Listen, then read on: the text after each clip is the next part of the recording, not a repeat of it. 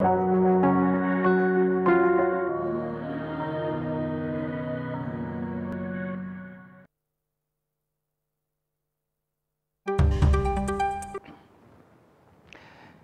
Defense Minister and CDS continued their inspection of military installations across the country. Stay tuned for the details. A biotech company in South Africa prepares to unveil Africa's first homegrown mRNA COVID-19 vaccine. And the deputy spokesperson of the APRC says Barrow's government lacks a communication strategy to update the public of its development gains. This and more coming your way on The World Today.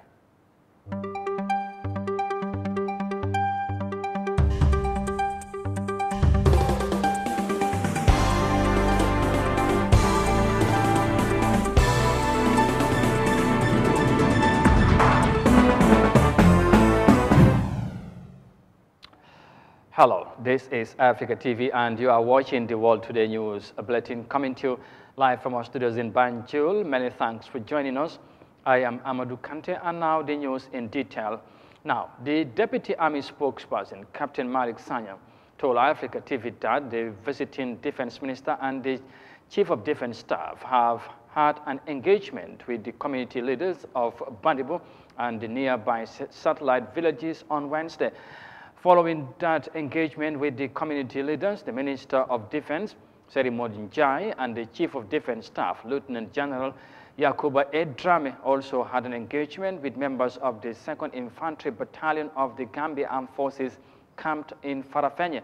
The duo later visited the site of future military residential quarter under construction. Mafuji Sise has the details in this report.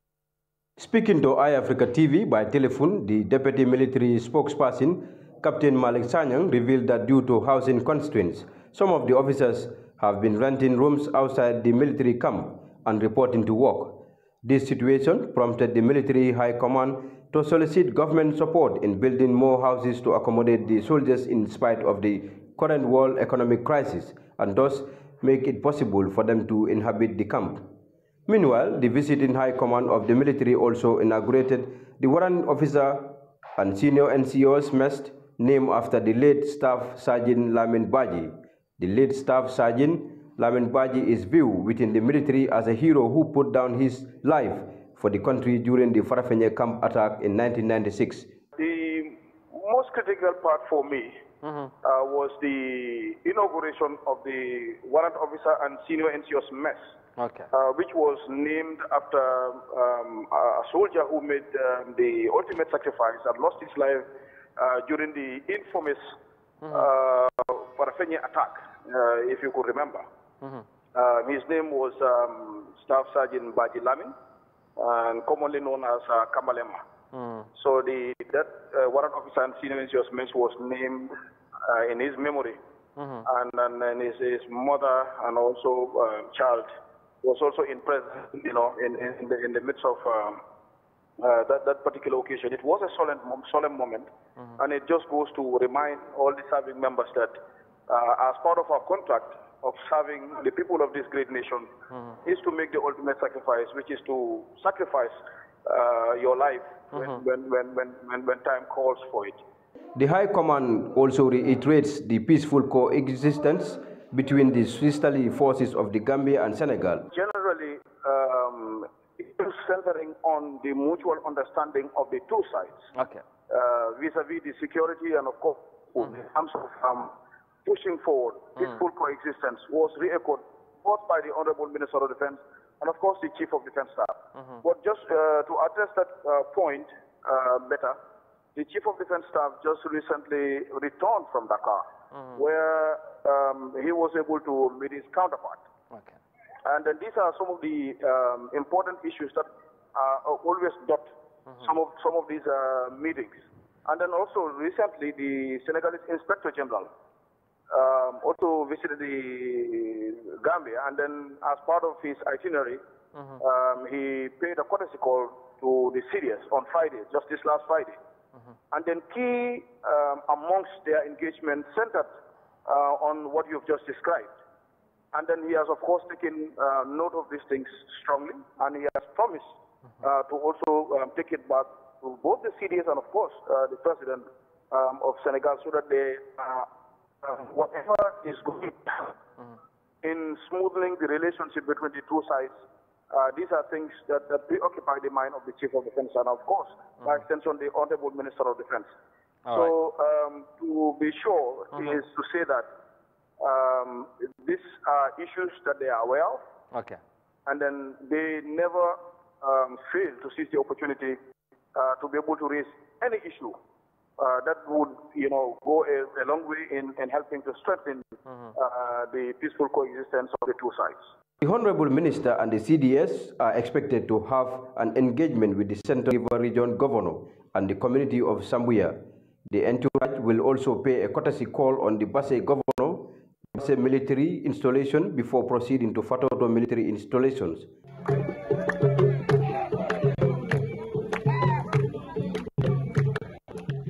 Mafuji Sise, Eyeafrica News. Thank you, Mafuji, and we will bring you more details of the ongoing tour of the Defense Minister and the Chief of Defense Staff in our subsequent news editions. Moving on, South Africa's biotech company, Afrigen, is set to unveil Africa's first homegrown mRNA COVID-19 vaccine with a view to enable low-income countries to access the vaccine. This landmark scientific breakthrough is expected to mitigate the growing challenges African countries faced in accessing COVID-19 vaccine as the fight against the pandemic continues. The vaccine trial on humans is projected to start in May 2023. Let's have more details of that in this report. Africa has entered a new era of health sciences. Cape Town-based Afrigen Biologics and Vaccines is working on a messenger RNA jab using the same sequence as Moderna. The goal to produce mRNA vaccines to suit low-income countries. This program will demonstrate that low and middle-income countries can build vaccine innovation platforms, because we're building a platform here, not only for COVID, but for other vaccines. We will demonstrate that. Changing the narrative requires people to accept, support, and believe that we can replicate this. Being part of this hub in Cape Town, I feel is like a beacon of hope to low and middle income countries. There are vast challenges, not only equitable distribution of vaccines, but also building an ecosystem of biotechnology, the biomanufacturing pharmaceutical space. Scientists from 6 participating countries have already completed the first round of training at Afrigen's facilities on a shoestring budget. And to start an R&D program to build a pipeline of new mRNA vaccines. The 5-year budget is a modest $117 million. That is 1/5 of the cost of some of the large vaccine facility development. If all goes to plan, critical trials on humans will begin in May 2023. It's hoped this facility will become an African solution not only for COVID-19, but could be extended to cover the development and manufacturing of future mRNA vaccines for other key diseases such as malaria, HIV, and tuberculosis, diseases that the West is less likely to invest in. Moving on, the UN Working Group of Experts on People of African Descent has called on member states to develop a racial justice index reflecting the lives, reality of people of African descent across the world. Discrimination affects people's opportunities, well-being, and some of the agency.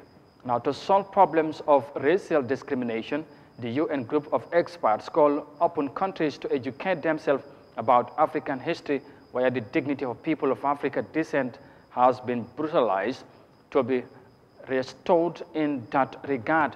Yahya Jammeh has more details of that in this report. The working group of experts said the goal of the Racial Justice Index is to measure the performance of states in this regard.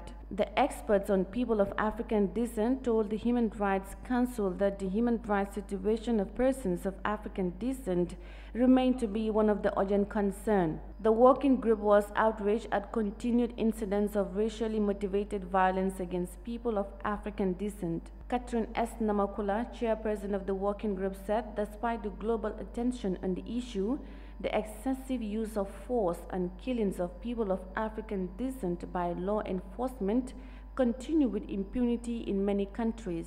We particularly called for the development of a racial justice index reflecting the lived realities of people of African descent to measure the performance of states in this regard.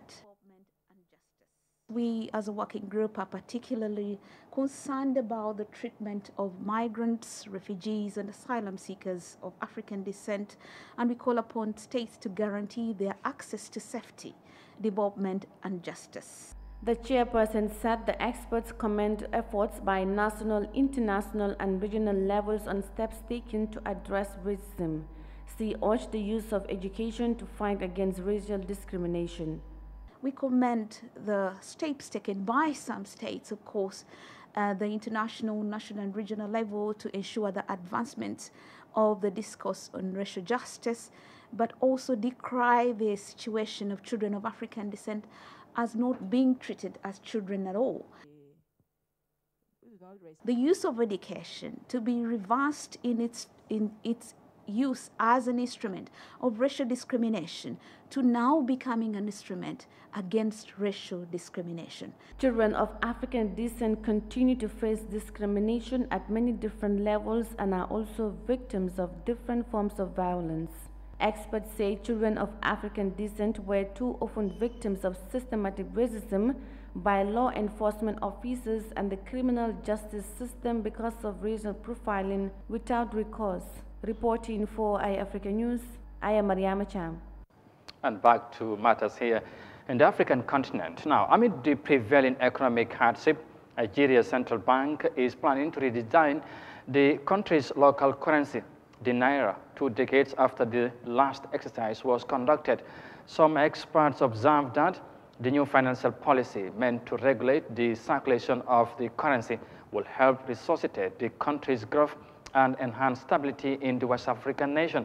Nigeria has been battling against high inflation and the spiraling cost of essential food items, but this latest move could help remedy the situation. Here's more details of that in this report. 2 decades after the last design, Nigeria is ready to redesign its existing 200, 500 and 1,000 naira notes. The central bank says over 80% of the money in circulation are outside the bank's vaults. Now the Apex Bank hopes to mop up much of that. We believe that the redesign of the currency will help deepen our drive to entrench cashless economy, as it will be complemented by increased minting of our e-naira. This will further rein in the currency outside the banking system into the banking system. Nigeria's currency circulation has more than doubled since 2015, rising from 1.46 trillion naira in December of 2015 to 3.23 trillion naira recently. This move to redesign the naira is a move to reset the economy of Nigeria. It's a move to put us back on the path of growth. And is one of the strongest monetary policies that the CBN is actually pulling out. Stakeholders believe the high volume of cash in circulation has enabled insecurity. That's because there's easy access to cash to pay for ransoms to kidnappers and terrorists. Experts are optimistic that inflation, insecurity and counterfeiting would be curtailed by this policy. By the time we reduce the cash in the hands of terrorists, I think we're going to have a little peace in the country. We have so much naira chasing dollars. That is what is making naira to be weak. If we have few naira chasing dollars, the naira will be strong. And this naira that is chasing this dollar are not even in the bank. With the country's election drawing closer, the central bank says the policy would help to curtail vote buying. The new naira notes would begin circulation on the 15th of December 2022, while the existing ones will cease to be legal tenders after January 2023. And that report is coming from the Nigerian capital, Abuja. And of course, you are watching the World Today News bulletin on Eyeafrica TV. And of course, for a report there, we now take a break and come back shortly. Stay with us, we'll be right back.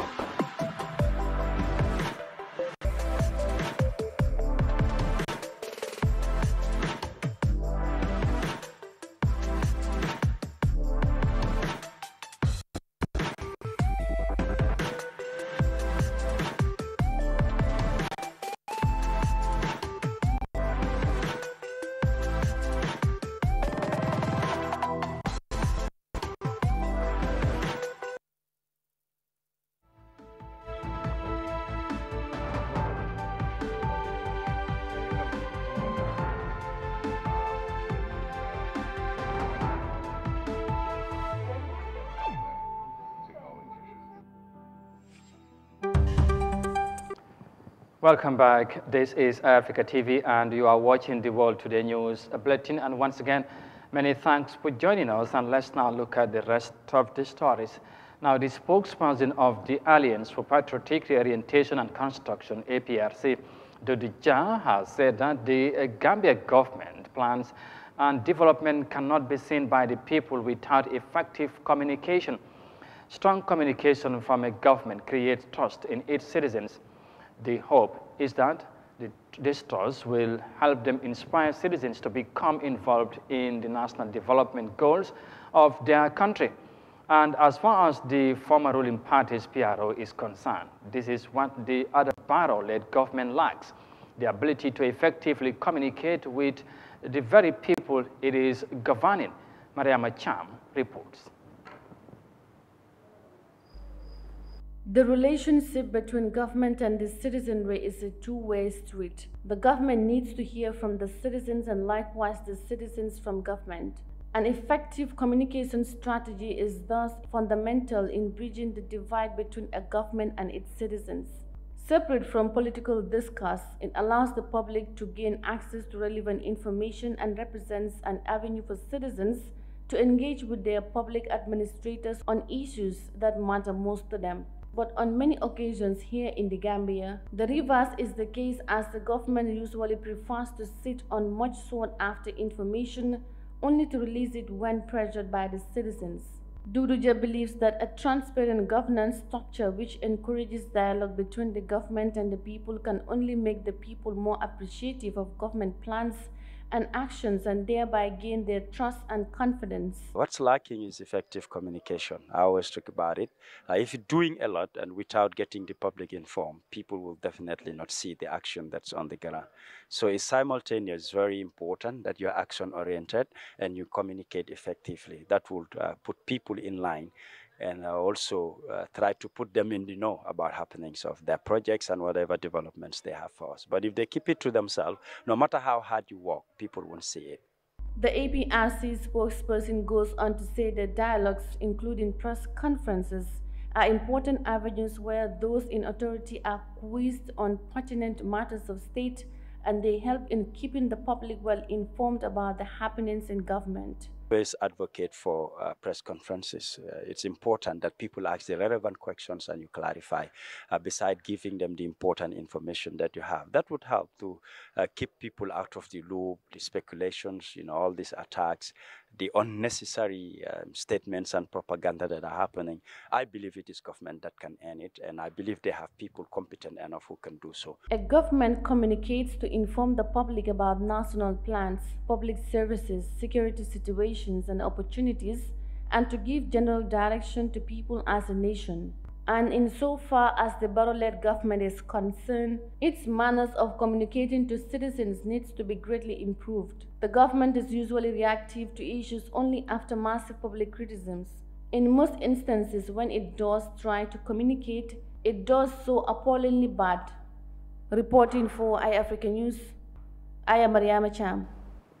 Now, elsewhere in the continent, business activities near the borderline between the Democratic Republic of Congo and Uganda is severely impacted by growing insecurity in the area, leaving many business owners worried about the situation. According to local authorities, about 30 trucks loaded with goods used to ply the route between the nations on a daily basis. But the situation has since changed amid the conflict, while the African nation peace envoy urged the two parties to come to the negotiating table to end the crisis. Both countries' hospitality industry are feeling the pinch. Let's have more details of that. Charles Majambere is a maize flour dealer at the Uganda-DR Congo border. He's struggling to stay in business. In a period of 7 months, I have lost about $5,200 in profit. My stock has also reduced. I don't know when the situation will normalize. The cost of doing business here is high. While some traders struggle to keep afloat, others have closed shop. According to local authorities here, over 30 trucks carrying goods used to go through this border crossing each day to the Democratic Republic of Congo. But since the war broke out on the DRC side early this year, trucks are no longer making that journey. The insecurity and slow business at the border has also affected the hospitality industry here. Drivers, tent boys, and others, they would sleep here, eat here, drink here. So the lodges here are closed, the shops are closed, the hotels are closed, there's no business. In a statement, the African Union Peace Envoy and former President of Kenya, Uhuru Kenyatta, has called upon the warring parties in the DR Congo to pursue a negotiated settlement through peace talks under the East African Community-led process. The Democratic Republic of Congo is accusing Rwanda of fueling the conflict.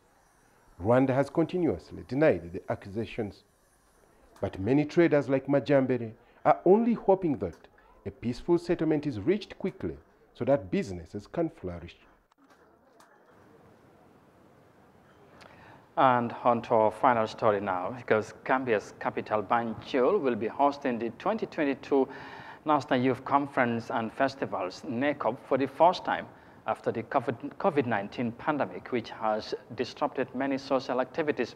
NACOP is a biannual event that seeks to bring youth across all regions and beyond to share experiences and dialogue on issues affecting their lives.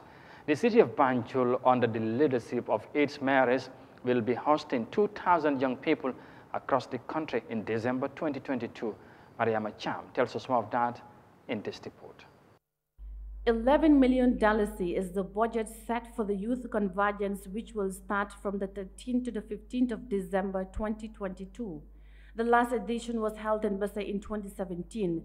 Banjul was to play host to the 2019 edition, but that did not materialize due to COVID-19. So with just over a month to the start of the conference and festivals, the National Youth Council updates the public on what's been planned as well as the theme for the event, which is centered on youth participation in peace and national security. Yahya Jammeh, Executive Director of the National Youth Council, emphasized the importance of the theme for this year's activities. This year's theme, that is NACOP 2022, is the role of young people in the maintenance of peace and security for socio-economic development of this country. What are the opportunities and what are the challenges that we have as a country? And I think the theme is quite apt. What is our role as young people in the maintenance of peace and security for the socio-economic development of this country? Under this overarching theme, the conference is expected to be interactive and participatory so as to build consensus on quality actionable programs and projects across the thematic areas that we would be discussing during the NACOP. The intention, as stated by the Executive Director, is to create opportunities for youths to showcase their talents in culture, innovation, and other youth interest matters. Well, over the years, we have seen the amount of talent that young people, that NACOP was showcased, either through the sporting activities, through the conference component, or through the cultural components, or even through the Miss and Masters that we continue to organize. We have seen the amount of talent NACOP continue to produce. So these basically are our two main objectives: creating a platform for young people to discuss on their issues that are affecting them and mapping a way forward, but secondly, to also showcase talents of our young people. The 2,000 young people expected to turn up for the conference and festivals will be accommodated at various schools in Banjul in the likes of St. Augustine Senior Secondary School and others. However, many raised concerns about the conduciveness and the comfort these participants will have during their stay for the event. But the National Youth Council is ensuring all participants have a comfortable and conducive stay for the event. The Youth and Sports Minister Bakari Baji stated that the convergence should not only be a gathering of youths, but resolutions should be put in place for changes and development of individuals and institutions. I just want to say that beyond the NACOP, there are a lot more that is expected. And of course, yes, we've done conferences, we've done sport festivals, we've done all the sporting and all those activities.